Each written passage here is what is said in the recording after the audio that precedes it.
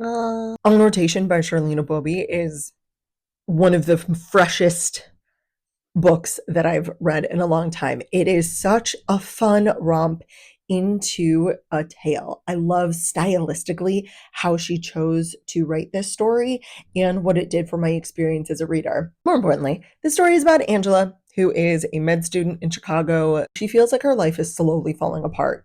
The boyfriend breaks up with her. She doesn't get the score that she wants on this very big, important test for her residency, and she's trying to figure out what she's going to do next in her life. Enter Ricky, who is, on paper, everything she shouldn't be searching for in a partner. He is not Black, he is certainly not Ghanaian, and she feels like her parents will not approve of him and the choices that she's making.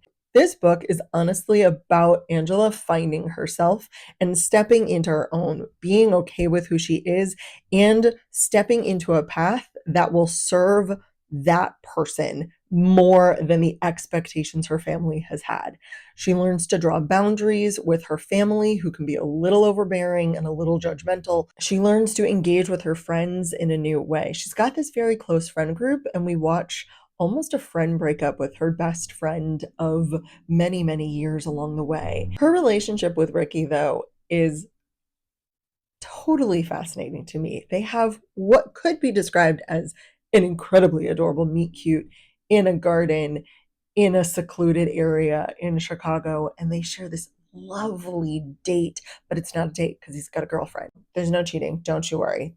It's fine. One of the things that Shirlene did was add footnotes into her writing, and I loved it. I love a footnote, and you could definitely tell that she was a doctor because of how she used the footnotes, but I appreciated it because the way that she used these gave insight into parts of Ghanaian culture that I didn't understand, medical terms and stuff happening to medical residents or medical students that I do not know. I have never been a medical student. I have not partnered with a medical student.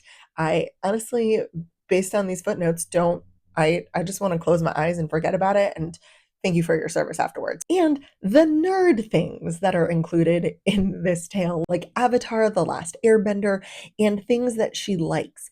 It gave both insight into the story as well as an opportunity for Shirlene to give commentary to the story in a way that I felt was really accessible and often fun. Trying to figure out how to put inner monologue into a story isn't always easy. It can slow it down. But when it was in a footnote, I didn't mind those breaks. And honestly, sometimes I would forget to look for the footnote until I got to the end of the page and I saw the symbol and went, shit, there was a footnote, and go back and reread it. So it kept me on my toes and it kept me really invested in the story.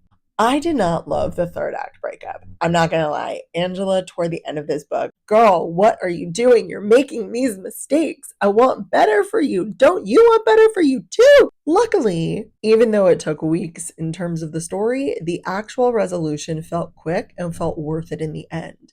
Both she and Ricky invest in each other and invest in this relationship. They put in the effort to get the reward. I think that's important in relationships. Ultimately, this is a friends to lovers book. They start out as friends, they build a rapport, and eventually give in to the attraction. But even more so, the relationship is about Angela and herself. And I found that really, really helpful, especially because as a med student, it can certainly seem like med students have everything together. You know, they got into med school, they're doing the thing, they're kicking butt.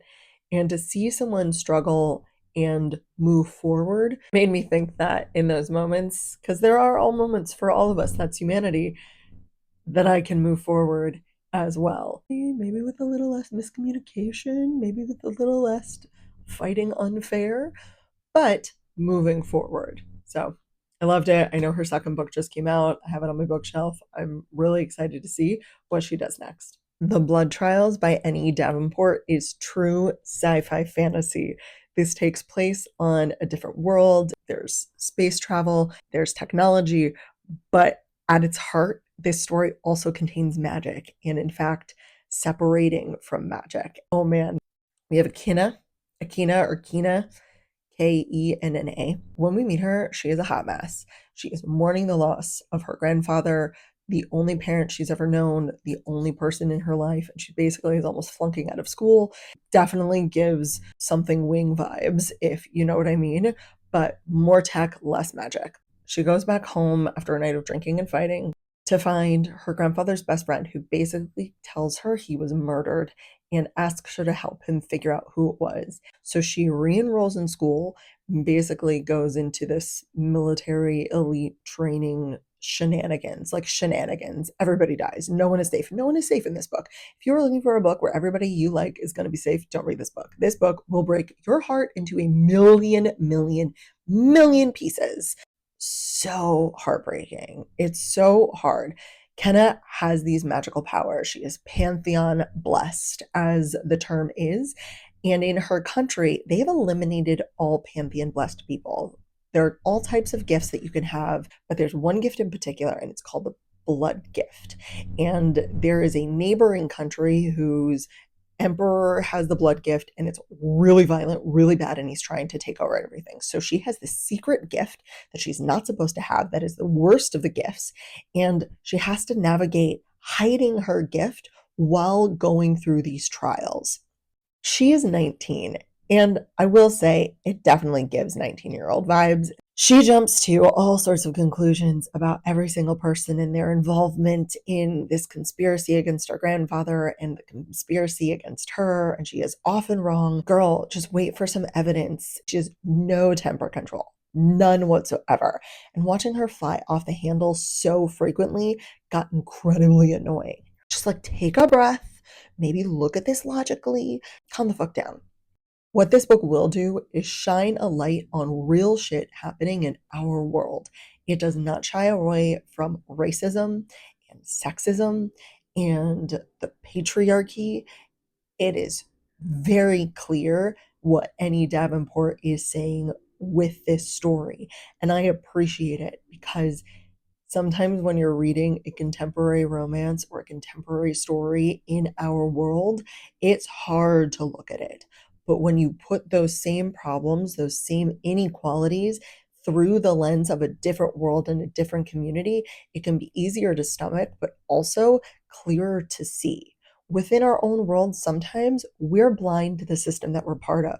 When we're looking at this through this fantastical lens, it's very easy to see where those lines shouldn't be, where those experiences of racism, the cruelty that exists in our world comes into play in this world.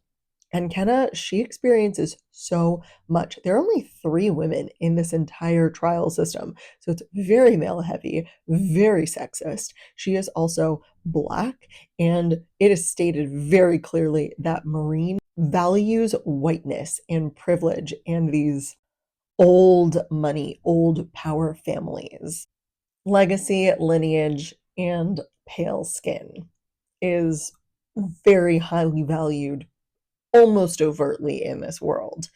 And that is hard to read, but honest to read. And it makes me think about the patriarchal and systemic racism that we have in our own country, in our own world right now, and how we can escape that and how we can break that pattern.